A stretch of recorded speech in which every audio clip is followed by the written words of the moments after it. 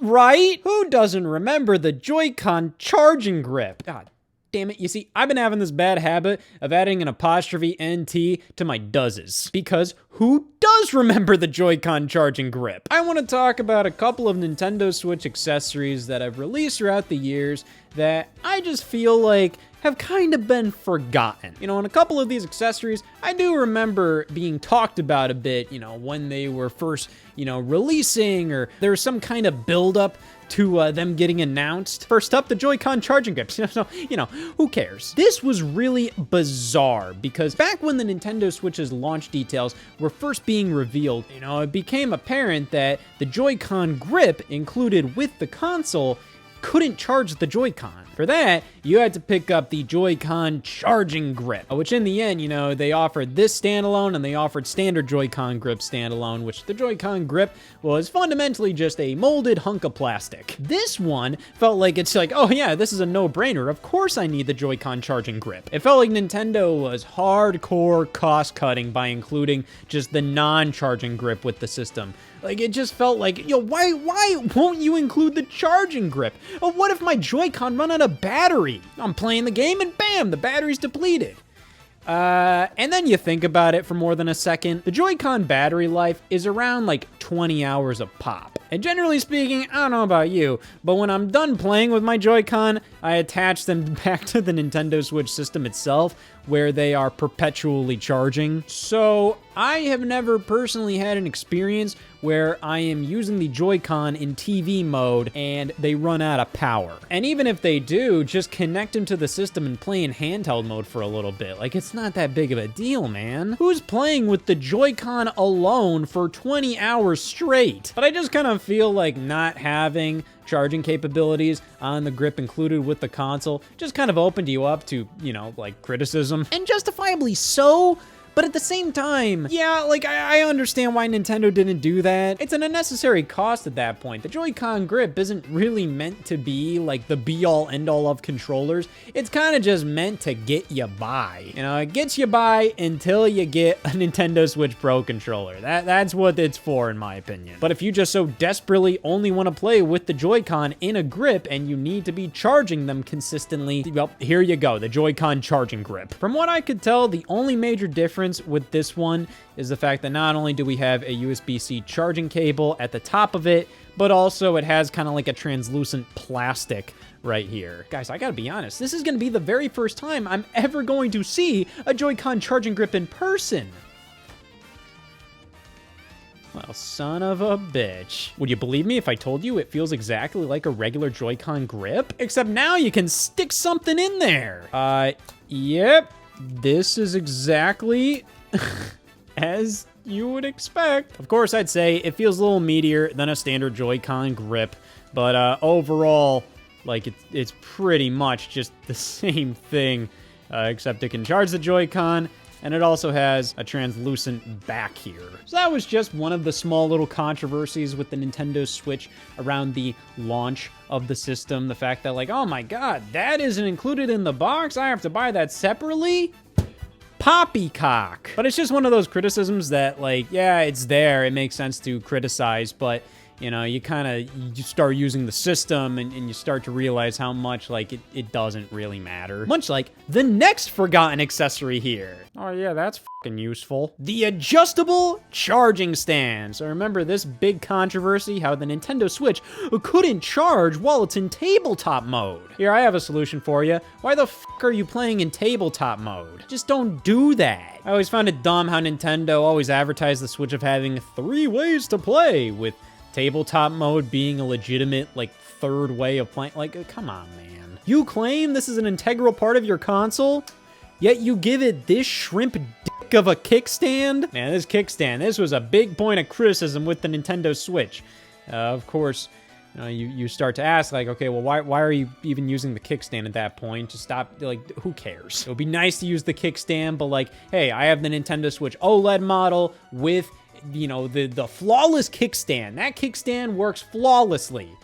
I don't use it. Of course, that's a me thing. I'm sure a lot of people actually use the kickstand. They like, you know, setting up the Switch and just playing like that. I definitely get that. But some of these issues, while they are genuine issues, they feel like you're almost kind of just finding flaws and you're kind of going like, well, that needs to be fixed, even though like it's not really affecting you at all. So when we're playing in tabletop mode, you know, we set the Switch up like that, and uh-oh, the charging port's on the bottom. Well, then I can't charge the system while in tabletop mode. Okay, like sure, that's a flaw, but how many times have you been in that predicament? Gosh, I want to play in tabletop mode, but I need to be charging my system at the same time. Well, Nintendo heard the complaints, and they released the adjustable charging stand. So that way, you can put your Switch in here as like a dock, and then, you know, be charging it from the side there. Oh my god, this is such a tiny little nugget. Thankfully, the adjustability of the stand is quite vast. You can put this in any direction you really want. I mean, you could practically have the Switch laying down like this. And yeah, you pop this on, and you can kind of adjust it up like that. You can adjust it so then it's pretty much looking directly up. Oh, well, it is charging. So while I'd say the flaw this is kind of addressing is a bit unnecessary, you know, like, oh, boo-hoo, you can't charge the Switch in tabletop mode. It addresses that while also giving you way more versatility with the angle the Switch is positioned in. So I think this is a pretty good accessory. Like, this feels like it's the ultimate device for somebody that uses the Switch in tabletop mode a ton.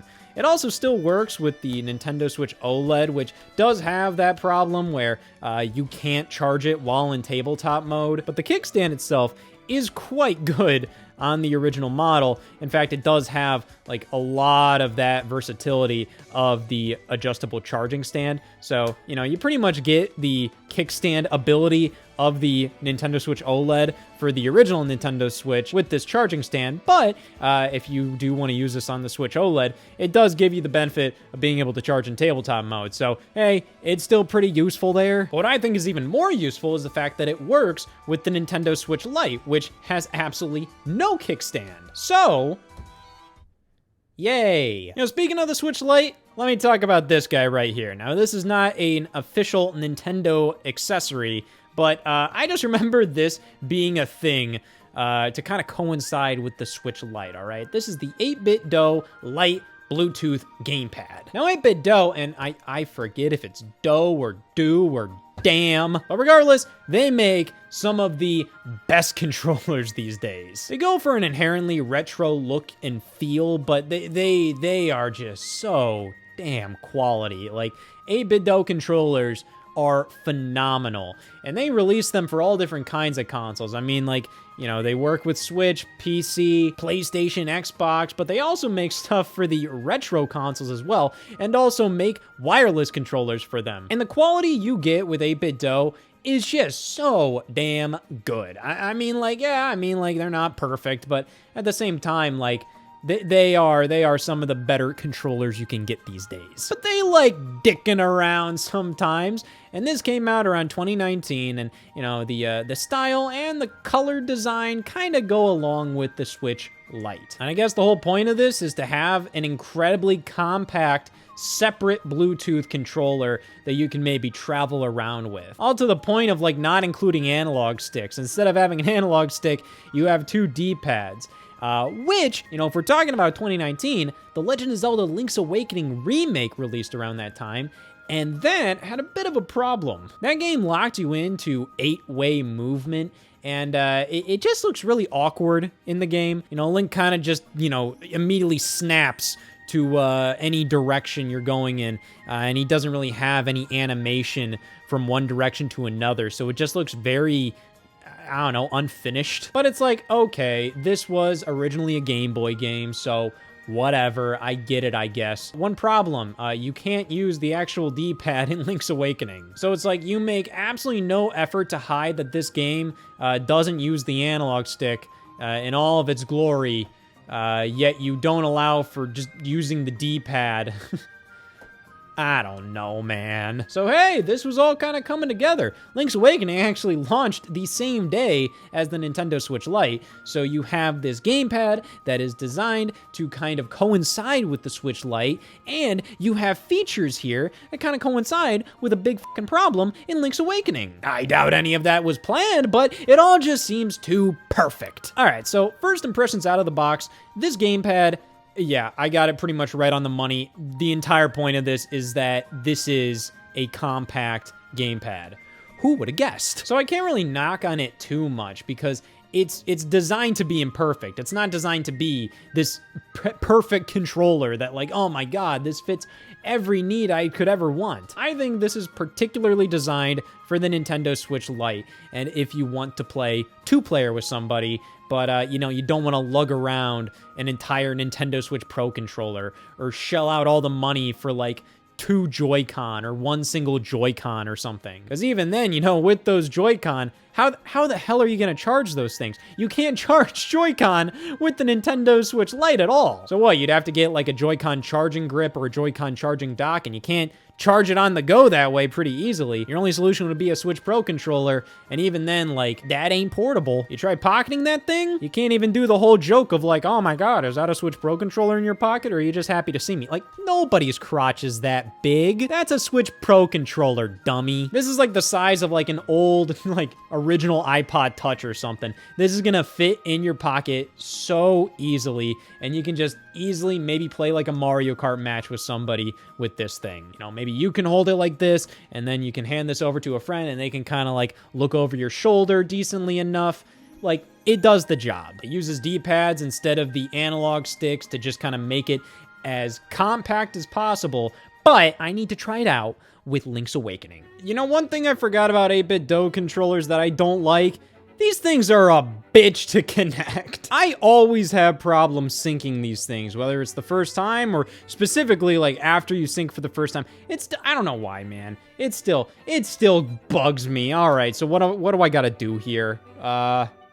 It works! I will admit, I'm probably the problem there. As you can see, if we're playing Link's Awakening here, the D-pad controls don't work. But then when we use this here, they do work. So it just might be your preference there. Maybe you just prefer a D-pad control, which, hey, this feels right. This feels very, very natural. It feels like this is how Link's Awakening kind of should be played. Now, I'm not going to go out of my way to use this controller. You know, I'm perfectly fine using just the analog stick. But you gotta be honest here. It's weird as hell the D-pad just doesn't do a damn thing in this game. Especially considering other games, like, yeah, you can use the analog stick and then the D-pad just does the same thing. The 8-bit Do Lite gamepad definitely has a purpose here. I think it's a very niche product. It is something where, like, the only reason I'd recommend it is if you look at it and you can particularly see a use for it in your life. Because I can't, in good faith, actually recommend this to people who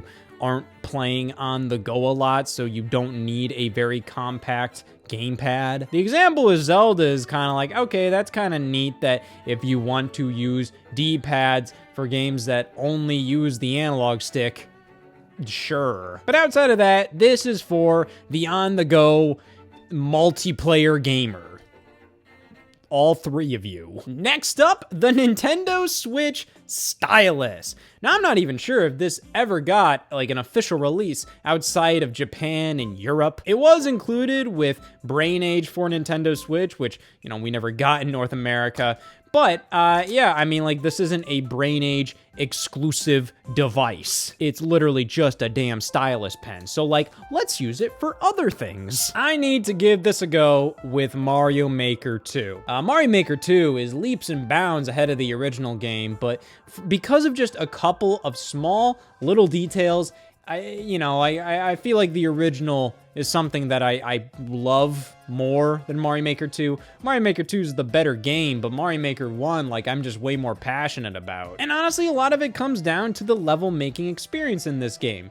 It isn't, like, horrendous, but I just find that the user interface to make your own levels in Mario Maker 2, even without the whole like, oh, on Wii U, you can do it on the gamepad and have the TV screen in the background, and you know, that whole thing just made that experience amazing. But even disregarding that, the whole level making process here just feels kind of like cramped. I don't know how to describe it. If you're using the controls, it's sluggish as hell. It's not intuitive. If you're using the touchscreen, you know, how you should be doing it, because this game never came with a stylus here in North America, your fingers fucking fat, man. And on top of that, I don't really like these wheels. I very much prefer like the grid design of the original game. You just see everything right there and your imagination can go wild. These separate screens with the separate wheels kind of make it so then like you have to go into this whole item section knowing what you want to place. Having everything laid out via grid kind of made it so then, you know, like you could be inspired on the fly. I don't know, there's a million things I can complain about with Mario Maker 2's level creator. At the end of the day, it doesn't matter. Like, I think Mario Maker 2 is the better game, but, you know, I do have a lot more passion for the first one.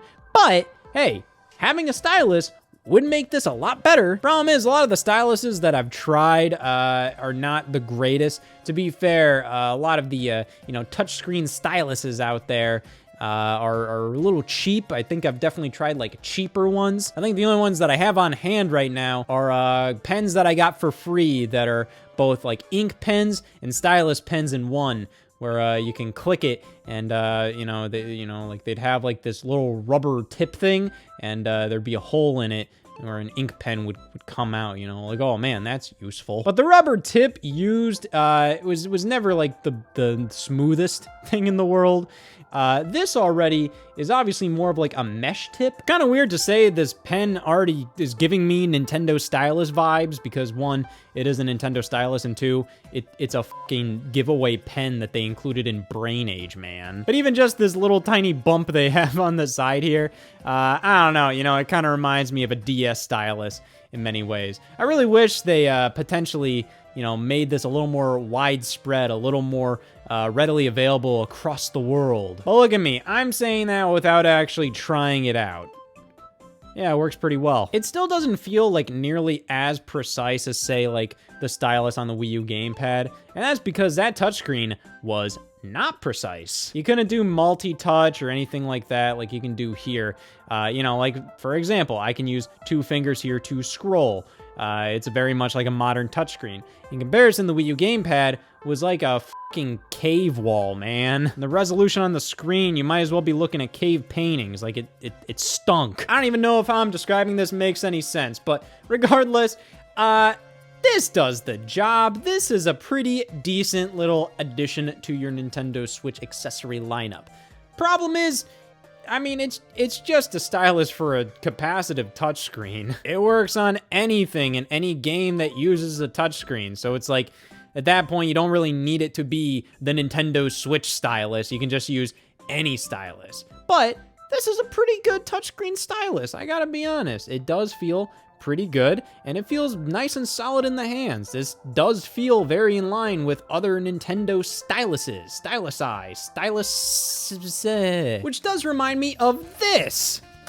The Colors sonarpen. So this was bundled with copies of Colors Live, which, hey, you know, that's the sequel to Colors 3D on the Nintendo 3DS, which was also a sequel to Colors on DS or DSi, I believe, which, hey, that was a homebrew application. Like, so it was so interesting to see an official sequel to a homebrew application for Nintendo handhelds, like a completely unofficial. Nintendo hates those things, but they love Colors 3D on the 3DS. Like, I do remember Nintendo at least kind of advertising Colors 3D on the 3DS, and I use Colors 3D quite a bit. I thought it was a really cool 3D paint program, and Colors Live on the Nintendo Switch, I mean, like, it is a paint program for the Nintendo Switch, one with a bit of personality and, you know, something that I think is quality for what it is. But at the same time, at this age in my life, like, if I want to do digital painting,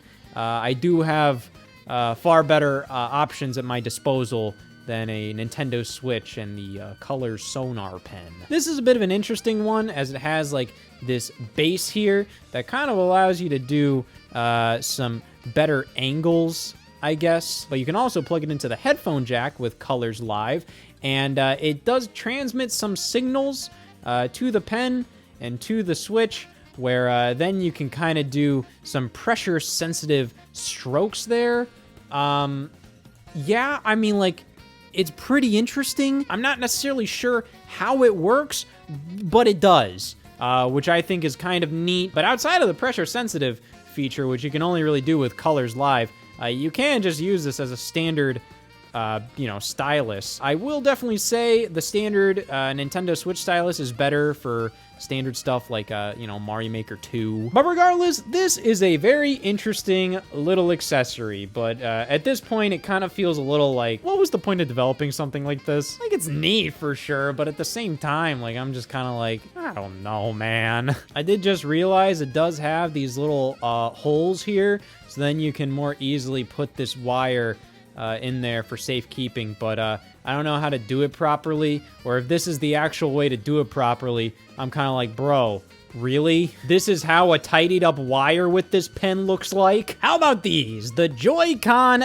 AA battery packs. These were kind of advertised alongside the game ARMS, which, that was a game where they really wanted you to use motion controls, because that was how you were going to get the most out of the gameplay experience. So I guess they really wanted to ensure that, hey, we want to give you a little more grip, but also allow you to keep your Joy-Con readily charged while you're playing ARMS. At the end of the day, these are kind of useless, but they do have some use when it comes to grip, and also, like, if you're desperately playing with two Joy-Con separated at all times, for games like ARMS, I mean, sure, yeah, but, like, again, like I've said, there hasn't really been a moment where I've been, oh my god, I'm playing with the Joy-Con separately, and the battery's depleted. The battery on these things lasts 20 hours, buddy! Where these really shine is having that extra grip.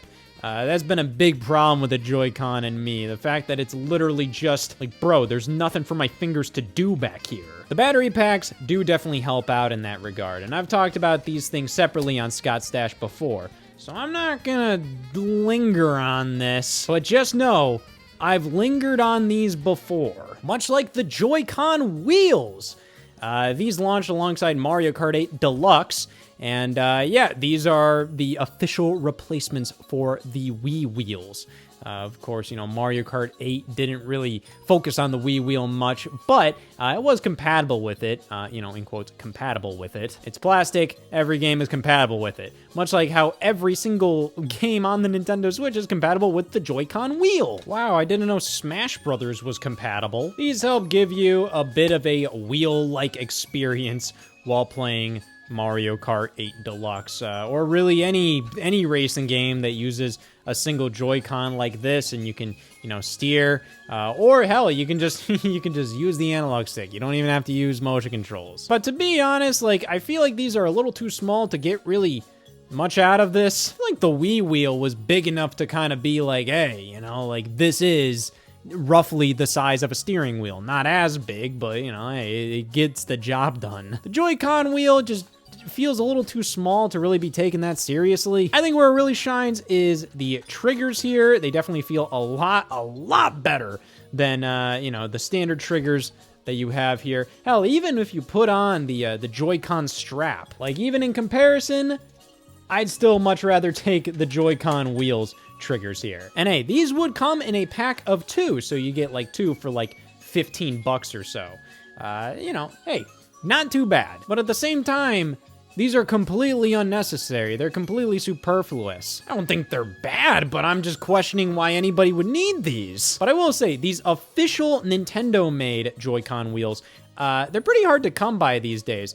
I do still see Mario Kart 8 Deluxe wheels for the Joy-Con like this lingering around stores, but most of them are made by like third parties like PDP and whatnot. They have the Nintendo license and everything, but they aren't the official ones made by Nintendo themselves. So I think it's fair enough to call these forgotten Nintendo Switch accessories, much like the Switch Lite flip cover case. This was something I really wanted for my Switch Lite. It just seemed like this perfect thing that brought Nintendo back to the age of clamshell gaming. You know, with the Switch taking over Nintendo's handheld lines, you know, hey, that's all great and everything, but you don't have the clamshell design of systems like the DS and the Game Boy Advance SP. But here came an official Nintendo case for the Switch Lite that did exactly that.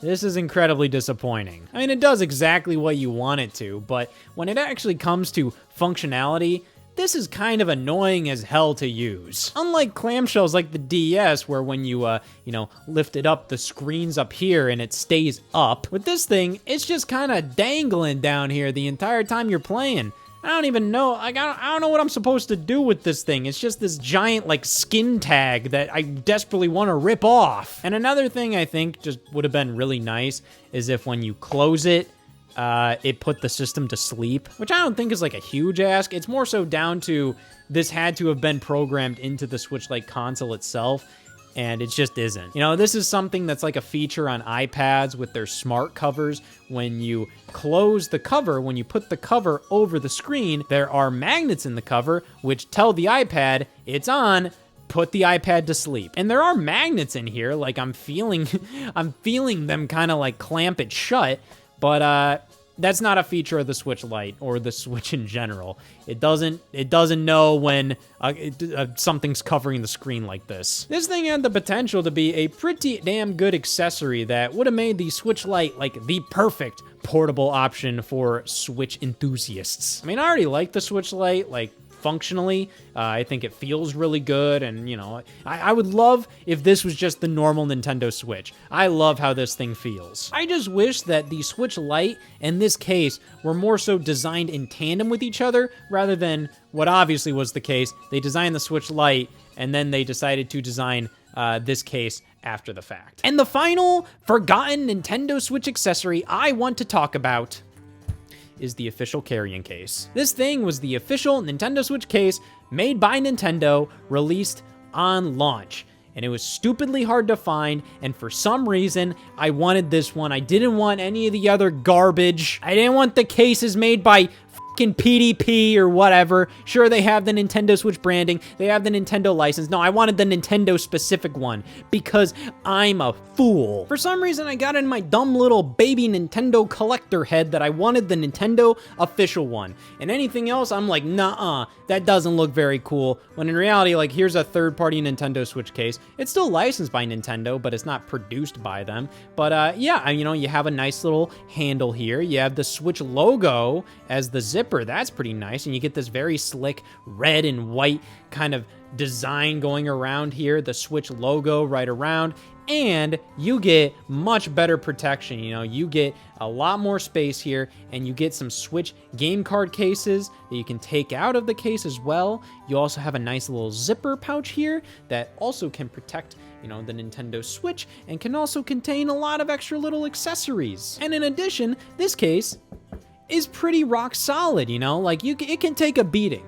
The Nintendo specific case is flimsy as hell. It's very thin. It doesn't have a handle or anything, and it doesn't have any real space for like game cards. You can fit them in here. Oh yeah, actually yeah, you can fit like 5 game cards in there. This cost me like $20. When like all the other third-party cases were like 15 or something. And this one was also really hard to find for some reason. I went to a couple GameStops in 2017 to find this one. And it gets to the point where I'm just like, this isn't even a great case. What the f is my problem? My problem is that I also talked about the Joy-Con grip, the original Joy-Con grip, in a video for Scott Stash that I have never released up to this point because it is pretty small. So how about to finish up this discussion, I have an unreleased Scott Stash video on the original Joy-Con grip. The title is The Forgotten Legacy of the Joy-Con Grip. Enjoy. You know, I've been loving leaving my hand right here, but you know what? I might as well try something new. I might as well lift it up. I would like to talk about the forgotten legacy of the Joy-Con grip. Now, many of you may be saying, well, I use the Joy-Con grip all the time. I don't trust your existence. I, alongside many other people, have pretty much exclusively played their Nintendo Switch in docked mode with a Nintendo Switch Pro controller, and we just leave the Joy-Con on the Switch, and then just use these while playing in handheld mode, or just take them off when, you know, you need to use a Joy-Con for anything else, like a game where, like say Super Mario Party, where you have to, you know, use it like this. The Joy-Con grip has remained in the closet for years. So this is, at least from my perspective, I totally understand if you don't want to shell out the money for a Pro controller. You really should though. It's really good, and I mean, come on. It's interesting, you know, because the Joy-Con grip is pretty essential to the entire concept of the Nintendo Switch as a hybrid game console, and it's actually quite ingenious. So much about the Switch's design, I think, is flat out, like, incredible. How they were able to come up with these detachable controllers, and, you know, they work on their side as standard controllers, and you can use them like this, like a Wiimote nunchuck, and they also work as pretty, you know, traditional controller with dual analog sticks, triggers, all of that. And if you want a more standard controller, you can then put them in the Joy-Con grip. And the way this is designed is quite great. One element I always found really cool is how these things right here are just pretty much mirrors. So when you put the Joy-Con in, it's just reflecting what's going on the Joy-Con. I think that's incredible. But it also goes to show that this thing is merely just a hunk of plastic.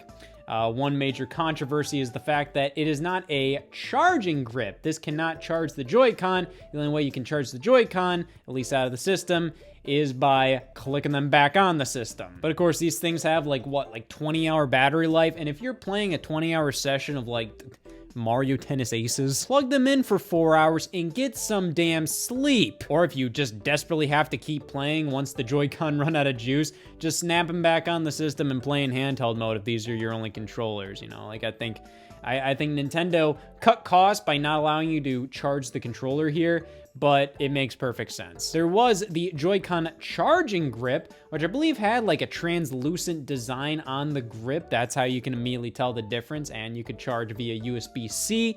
But yeah, I think pretty much everybody just kind of stuck to the Joy-Con grip that came out of the box until the Pro controller came in the mail, which is what happened with me. So I remember March 3rd. I believe I had work that day, no school. It was a Friday, and I believe when I was working at this grocery store, I believe my shift was like 8 to 12:30 p.m. So once that got out, I went to Best Buy, I picked up my Nintendo Switch pre-order. However, the Pro controller came later. That was getting shipped to my house, and it showed up at like 6 p.m.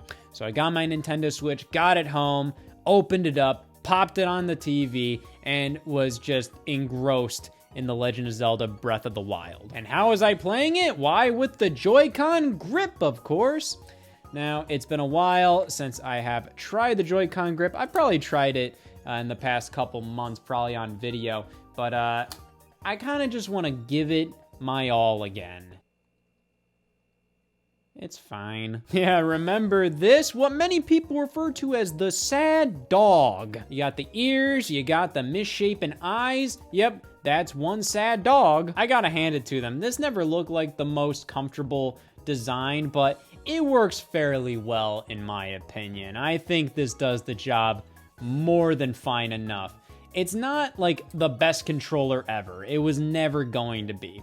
But what it allows you to do is take your handheld game console and turn it into a home console one, and pretty seamlessly, if I might add. This does everything you need it to do and then some. The Joy-Con grip, it answered to the call of duty. What time is it, 6 p.m.? Oh, thank God. So on launch day, I did tolerate the Joy-Con grip. I thought it was a fine feeling controller. When the Nintendo Switch Pro controller came in and I just felt it for the first time, it just melted in my hands. This is one of the best controllers out there. It just feels good. The buttons are so big and just have a nice feel to them when you click them down. The D-pad, it's not the best D-pad out there, but it's better than what the Joy-Con has. The sticks feel so good. They have such a great range. The triggers feel great. Shoulder buttons, great. The feel of the grips, it feels like a weirdly like rubbery soft in your hands, but it's still hard enough to just feel substantial.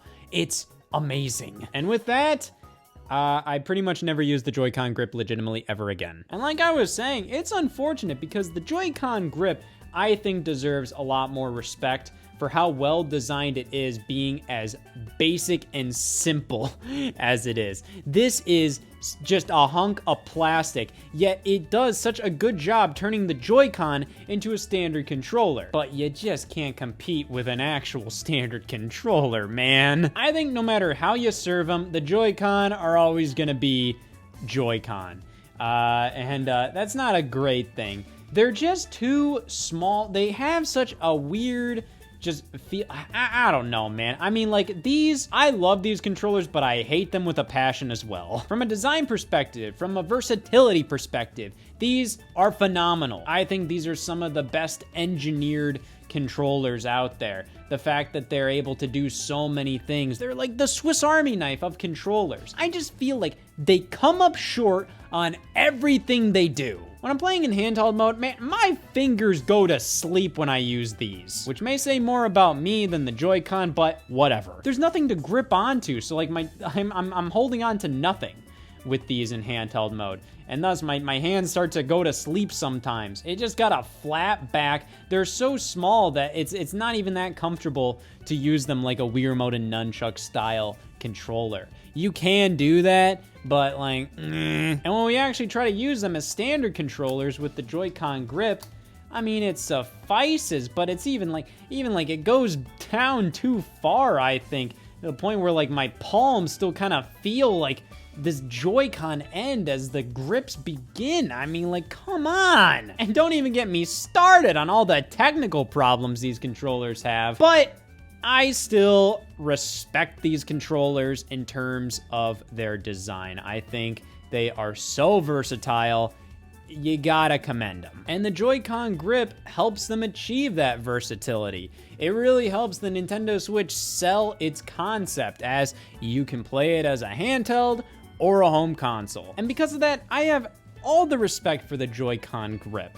All of the 4 hours I spent with it back in the day. I just don't know of any other accessory that's quite like this, where it's like, yeah, like it's included with the console. Everybody gave it a try. Everybody thought it was fine. But then once you get a Pro Controller, never again, bucko. Like, this is genuinely like training wheels for the Pro Controller. And once you get that Pro Controller, this thing is in the trash. It's not even like you might need it for somebody else that comes in. I mean, like, why? You can just have somebody like just use Joy-Con like this. It's fine, who cares? Like, Joy-Con grip is a pretty just worthless kind of thing at the end of the day. You don't need it, but damn it, it did its service. So I salute you, Joy-Con grip. Now get the fuck out of here.